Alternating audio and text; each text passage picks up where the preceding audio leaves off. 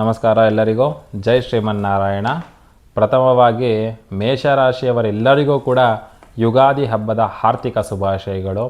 ನಾವು ಎಲ್ರಿಗೂ ಗೊತ್ತಿರೋ ಥರನೇ ಪ್ರತಿ ವರ್ಷ ಕೂಡ ನೋಡಿ, ಕಳೆದಂತಹ ವಿಶ್ವಾವಸನ ಸಂವತ್ಸರದಲ್ಲೂ ಕೂಡ ಅಷ್ಟೇ ಪ್ರತಿ ವರ್ಷವೂ ಕೂಡ ನಾವು ಯುಗಾದಿ ಹಬ್ಬ ಬಂತು ಅಂತಂದರೆ ಈ ಒಂದು ಸಂವತ್ಸರದ ರಾಶಿ ಫಲಗಳು ಯಾವ ರೀತಿ ಇರುತ್ತೆ ಅಂತಕ್ಕಂಥ ಕುತೂಹಲ ಇರುತ್ತೆ. ಈಗಲೂ ಕೂಡ ಅಷ್ಟೇ ನಮ್ಮ ಒಂದು ಪಂಚಾಂಗದ ಅನುಸಾರವಾಗಿ ಈ ಒಂದು ವರ್ಷದಲ್ಲಿ ಮೇಷರಾಶಿಯವರಿಗೆ ಯಾವ ರೀತಿ ವಾರ್ಷಿಕವಾದಂಥ ಭವಿಷ್ಯ ಇದೆ ಅಂತ ಹೇಳಿ ಹಂತ ಹಂತವಾಗಿ ನೋಡ್ತಾ ಬರೋಣ. ಪ್ರಥಮವಾಗಿ ಇಲ್ಲಿ ಹೈಲೈಟ್ ಆಗ್ತಕ್ಕಂಥದ್ದು ಏನು ಅಂತಂದರೆ, ಗುರುಗ್ರಹದ ಸಂಚಾರ ಅಂತಕ್ಕಂಥದ್ದು ಜೂನ್ ತಿಂಗಳ 2ನೇ ತಾರೀಕು ಪ್ರಾರಂಭವಾಗ್ತಾ ಇದೆ ಈ ವರ್ಷದಲ್ಲಿ. ಆಗ ಖಂಡಿತವಾಗಲೂ ಯಶಸ್ಸಿನ ಹಾದಿ ಅಂತಕ್ಕಂಥದ್ದು ಮೇಷರಾಶಿಯವರಿಗೆ ಕೈ ಹಿಡಿಯಲಿದೆ. ಇದರಲ್ಲಿ ಶನಿಯ ಪ್ರಭಾವ ಜಾಸ್ತಿ ಇರ್ತಕ್ಕಂಥ ಪ್ರತಿಯೊಬ್ಬರು ಕೂಡ ಭಯಪಡಿಸಿದ್ದಾರೆ. ಸಾಡೆ ಸಾತಿಯ ಒಂದು ಸ್ಟಾರ್ಟಿಂಗ್ ಸ್ಟೇಜಲ್ಲಿ ಇದ್ದೀರಾ ನೀವು, ಈಗ ತಾನೇ ಪ್ರಾರಂಭವಾಗಿದೆ ನಿಮಗೆ, ಅದರಿಂದ ತುಂಬ ತೊಂದರೆಗಳಾಗುತ್ತೆ ಅಂತ ನೋಡಿ. ಒಂದನ್ನು ಅರ್ಥ ಮಾಡ್ಕೊಳ್ಳಿ, 2025ನೇ ವರ್ಷದಲ್ಲಿ ಮಾರ್ಚ್ ತಿಂಗಳ 30ನೇ ತಾರೀಕು ಸಾಡೆ ಸಾತಿ ಪ್ರಾರಂಭವಾಗಿರ್ತಕ್ಕಂಥದ್ದು.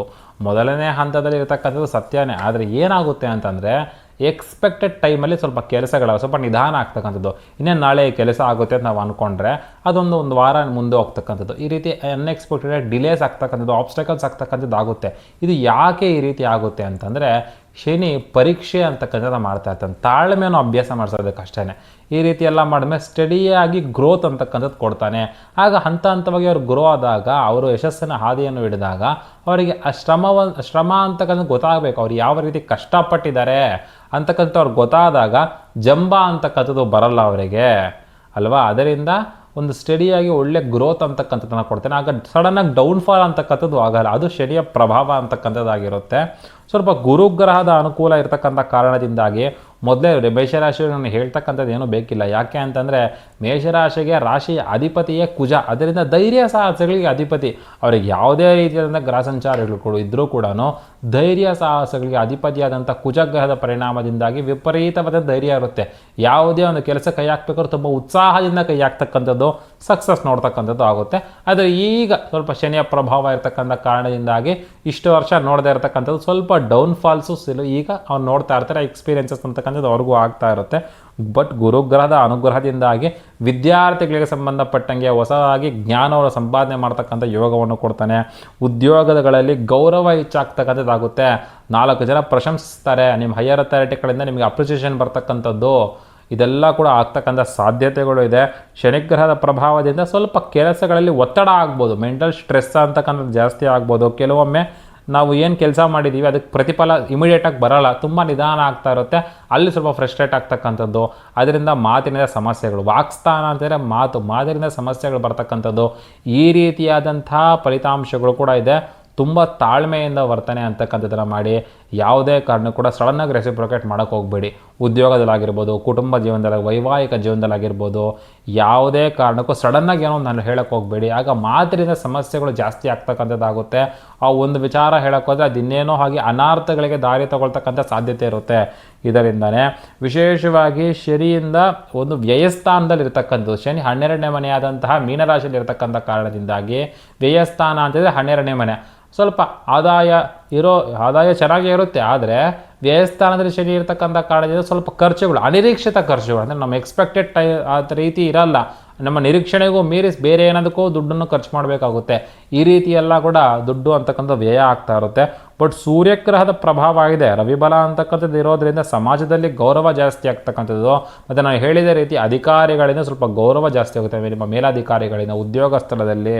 ಮತ್ತು ವ್ಯಾಪಾರಕ್ಕೆ ಸಂಬಂಧಪಟ್ಟಂಗೆ ನೋಡಿದ್ರೆ ಹೊಸ ಯೋಜನೆಗಳನ್ನು ಆರಂಭಿಸಲು ಈ ಒಂದು ಪರಾಭವ ಸಂವತ್ಸರ ಅಂತಕ್ಕಂಥದ್ದು ಖಂಡಿತವಾಗ್ಲೂ ಯಶಸ್ಸನ್ನು ತಂದುಕೊಡುತ್ತೆ.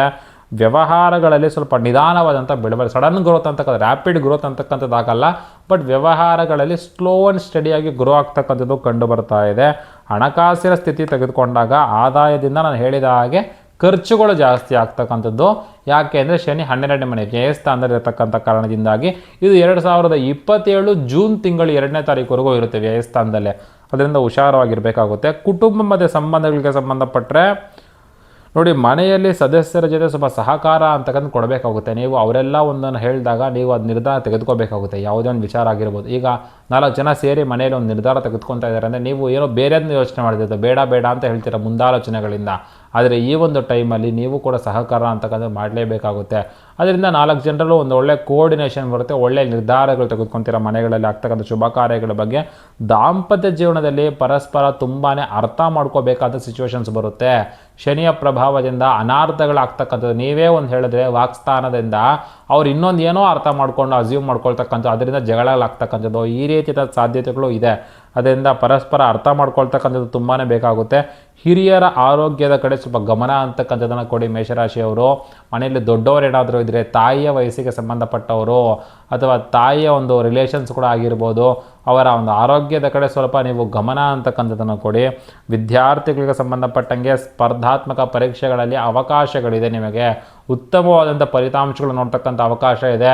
ತುಂಬ ಡೆಡಿಕೇಟೆಡ್ ಆಗಿ ಎಜುಕೇಷನಲ್ಲಿ ನೀವು ಒಂದು ಕ್ಷಣ ಕೂಡ ವೇಸ್ಟ್ ಮಾಡಿದಿರ ಓದೋಕ್ಕೆ ಕೂತ್ಕೊಂಡು ಖಂಡಿತವಾಗ್ಲೂ ಗಣಪತಿಯ ಸ್ಮರಣೆಯಿಂದ ಓದೋಕ್ಕೆ ಪ್ರಾರಂಭ ಅಂತಕ್ಕಂಥದ್ದು ಮಾಡಿ ಓದಿರ್ತಕ್ಕಂಥದ್ದು ಎಕ್ಸಾಮಲ್ಲಿ ಕೂಡ ನಿಮ್ಗೆ ನೆನಪಾಗ್ತಕ್ಕಂಥ ಅವಕಾಶಗಳಿದೆ.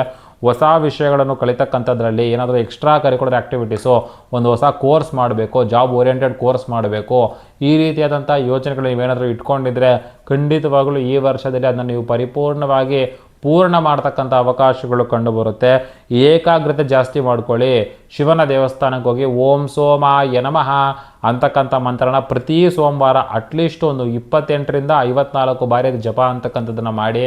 ಇದರಿಂದ ಚಂದ್ರನಿಗೆ ಅಧಿಪತಿಯಾದ ಶಿವಾನುಗ್ರಹದಿಂದಾಗಿ ಚಂದ್ರ ಮನಸ್ಸಿಗೆ ಕಾರಕನಾಗಿರ್ತಾನೆ, ಚಂದ್ರಮ ಮನಸ್ಸೋ ಜಾತಃ ಅಂತ ಹೇಳಿದಾಗೆ ಅದರಿಂದ ಏಕಾಗ್ರತೆ ಬರುತ್ತೆ, ಕಾನ್ಸಂಟ್ರೇಷನ್ ಪವರ್ ಜಾಸ್ತಿ ಆಗುತ್ತೆ.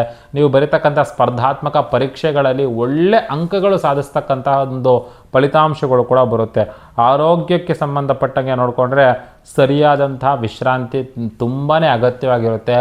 ಆಹಾರವನ್ನು ಸರಿಯಾಗಿ ತೆಗೆದುಕೊಳ್ಳಿ. ಜೀರ್ಣಾಂಗ ವ್ಯವಸ್ಥೆ ಸ್ವಲ್ಪ ಸಮಸ್ಯೆ ಆಗ್ತಕ್ಕಂತಹ ಒಂದು ಈ ರೀತಿಯಾದಂತಹ ಕೆಲವೊಂದು ಆಬ್ಸ್ಟಕಲ್ಸ್ ಇದೆ, ಆದರೆ ಆರೋಗ್ಯ ಉತ್ತಮವಾಗೇ ಇದೆ. ನೀವು ಆದಷ್ಟು ಕೂಡ ನಾನು ಹೇಳಿದಾಗೆ ವಿಶ್ರಾಂತಿ ಮತ್ತು ಆಹಾರವನ್ನು ಸರಿಯಾದಂಥ ಕ್ರಮದಲ್ಲಿ ತೆಗೆದುಕೊಳ್ಳಿ. ನಿಮಗೆ ಪರಿಹಾರ ಅಂತಂದರೆ ಆದಷ್ಟು ಈ ವರ್ಷ ನೀವು ಹನುಮಂತನಿಗೆ ಪೂಜೆ ಅಂತಕ್ಕಂಥ ಮಾಡಿ. ಪ್ರತಿ ಶನಿವಾರ ಆಂಜನೇಯ ಸ್ವಾಮಿ ದೇವಸ್ಥಾನಕ್ಕೆ ಹೋಗಿ ಹನುಮಾನ್ ಚಾಲಿಸ ಪಾರಾಯಣ ಅಂತಕ್ಕಂಥದ್ದು ಮಾಡಿ, ಅಥವಾ ಭಕ್ತಿಯಿಂದ ಕೇಳಿದ್ರೂ ಕೂಡ ಶನಿಯಿಂದ ಆಗ್ತಕ್ಕಂತಹ ಒಂದು ಅಡಚಣೆಗಳು ಕಮ್ಮಿ ಅಂತಕ್ಕಂಥದ್ದು ಆಗುತ್ತೆ. ಸೂರ್ಯನಿಗೆ ಪ್ರತಿದಿನ ಬೆಳಗ್ಗೆ ಸ್ನಾನ ಮಾಡ್ಕೊಂಡ್ಮೇಲೆ ಸೂರ್ಯನಿಗೆ ನಮಸ್ಕಾರ ಅಂತಕ್ಕಂಥದ್ದನ್ನು ಮಾಡಿಕೊಂಡು ಪ್ರತಿ ಒಂದು ವಾರದಲ್ಲಿ ಒಮ್ಮೆ ಯಾರಾದರೂ ಬಡವರಿಗೆ ಅನ್ನ ಸಂತರ್ಪಣೆ ಅಂತಕ್ಕಂಥದ್ದು ಮಾಡಿ, ಏನಾದರೂ ಊಟ ಕೊಡಿಸ್ತಕ್ಕಂಥದ್ದು ಅಥವಾ ಅವ್ರಿಗೇನಾದರೂ ಮನೆಗೆ ಕರ್ಕೊಂಬಂದು ಊಟ ಹಾಕ್ತಕ್ಕಂಥದ್ದು, ಈ ರೀತಿಯಾದಂಥದ್ದು ಏನಾದರೂ ಒಂದು ಕಾರ್ಯಗಳು ಮಾಡೋದ್ರಿಂದ ಶುಭ ಫಲಿತಗಳು ನಿಮಗೆಲ್ಲ ಕೂಡ ಹುಡ್ಕೊಂಡೇ ಬರುತ್ತೆ. ಖಂಡಿತವಾಗಲೂ ಈ ವರ್ಷ ಅನುಕೂಲವಾಗ್ತಕ್ಕಂಥ ಸಾಧ್ಯತೆಗಳಿದೆ. ಪ್ರತಿಯೊಬ್ಬರು ಕೂಡ ಧೈರ್ಯ ಅಂತಕ್ಕಂಥದ್ದು ಕುಜಗ್ರಹದಿಂದ ಆಗುತ್ತೆ, ಬಟ್ ಸಹನೆ ತುಂಬ ಬೇಕಾಗುತ್ತೆ. ಇಲ್ಲಿ ಶನಿಯ ಪ್ರಭಾವ ಜಾಸ್ತಿ ಇರತಕ್ಕಂಥ ಕಾರಣದಿಂದಾಗಿ ಸಹನೆ ತುಂಬ ಬೇಕಾಗುತ್ತೆ. ಸಂಬಂಧಪಟ್ಟಂಗೆ ನೋಡಿ, ಮಾನಸಿಕ ಒತ್ತಡ ಜಾಸ್ತಿ ಆಗಿದಾಗ ಎಕ್ಸ್ಪೆಕ್ಟೆಡ್ ಟೈಮಲ್ಲಿ ನಮಗೆ ಆಗ್ತಕ್ಕಂಥ ಕೆಲಸಗಳಾಗಲ್ಲ ಅಂತಂದರೆ ಎಲ್ರಿಗೂ ಕೂಡ ಫ್ರಸ್ಟ್ರೇಷನ್ ಅಂತಕ್ಕಂಥದ್ದಾಗುತ್ತೆ. ಅದಕ್ಕೆ ಸಂಬಂಧಪಟ್ಟಂಗೆ ಇರ್ತಕ್ಕಂಥದ್ದು ಈ ಕರುಂಗಾಳಿ ಮಾಲೆ ಅಂತಕ್ಕಂಥದ್ದು. ನೋಡಿ, ಪಾತಾಳ ಶಿವ ಮುರುಗನ್ ದೇವಸ್ಥಾನದಲ್ಲೂ ಕೂಡ ಅದನ್ನೇ ಹೇಳಿದ್ದಾರೆ, ಇದಕ್ಕೆ ಯಾವುದೇ ಥರ ಆಹಾರ ನಿಯಮಗಳು ಇಲ್ಲ, there is no food restrictions, ಪ್ರತಿಯೊಬ್ಬರು ಧಾರಣೆ ಮಾಡ್ಕೋಬೋದು ಅಂತ. ಮೇಯ್ನಾಗಿ ಇದರಿಂದ ಏನಾಗುತ್ತೆ, ನಮ್ಮ ಅವರ ಅಂತಕ್ಕಂಥ ಪ್ರೊಟೆಕ್ಟೆಡ್ ಆಗಿರುತ್ತೆ, ಮಾನಸಿಕ ಒತ್ತಡಗಳು ಕಮ್ಮಿ ಆಗುತ್ತೆ, ವಿಪರೀತ ಕೋಪಗಳು ನಮಗೆ ಕಮ್ಮಿ ಆಗುತ್ತೆ, ಅದರಿಂದ ಅನಾರ್ಥಗಳಿಗೆ ದಾರಿ ತಗೊಳ್ತಕ್ಕಂತಹ ಒಂದು ದಾರಿನೂ ಕಮ್ಮಿ ಆಗುತ್ತೆ. ಖಂಡಿತವಾಗ್ಲೂ ಕರುಂಗಾಳಿ ಮಾಲೆ ಅಂತಕ್ಕಂಥ ಧಾರಣೆ ಅಂತಕ್ಕಂಥ ಮಾಡ್ಕೊಳ್ಳಿ. ವಿದ್ಯಾರ್ಥಿಗಳಿಗಾಗಿರ್ಬೋದು, ಕೆಲಸ ಮಾಡ್ತಾ ಇರ್ತಕ್ಕಂಥವ್ರಿಗಾಗಿರ್ಬೋದು, ಪ್ರತಿಯೊಬ್ಬರು ಕೂಡ ಒಳ್ಳೆಯ ಅನುಕೂಲಗಳು ಅಂತಕ್ಕಂಥದ್ದಾಗುತ್ತೆ. ಎನರ್ಜೈಸ್ ಮಾಡ್ಕೊಡ್ತಕ್ಕಂಥ ಕರುಂಗಾಳಿ ಮಾಲೆ ನಮ್ಮ ದೇವಸ್ಥಾನದಲ್ಲಿ ಪ್ರತಿ ಮಂಗಳವಾರ, ಅಮಾವಾಸ್ಯೆ ದಿನ, ಹುಣ್ಣಿಮೆ ದಿನ, ಅಷ್ಟಮಿ ದಿನ ನಾವು ವಿಶೇಷವಾಗಿ ಎನರ್ಜೈಸ್ ಮಾಡಿಕೊಡ್ತಾ ಇರ್ತೀವಿ. ನಿಮ್ಮ ಗೋತ್ರನಾಮಗಳನ್ನು ನಾವು ವಾಟ್ಸಪ್ಗೆ ನೀವು ಕಳಿಸ್ಕೊಡ್ಬೋದು, ನಾನು ಎನರ್ಜೈಸ್ ಮಾಡಿ ನಿಮ್ಮ ಮನೆಗೆ ತಲುಪಿಸ್ತೀನಿ. ಈ ಒಂದು ವಿಚಾರವನ್ನು ಪ್ರತಿಯೊಬ್ಬರಿಗೂ ಕೂಡ ತಿಳಿಸಿ ಹೇಳಿ. ಸ್ವಸ್ತಿ ಲೋಕ ಸಮಸ್ತ ಸುಖಿನೋ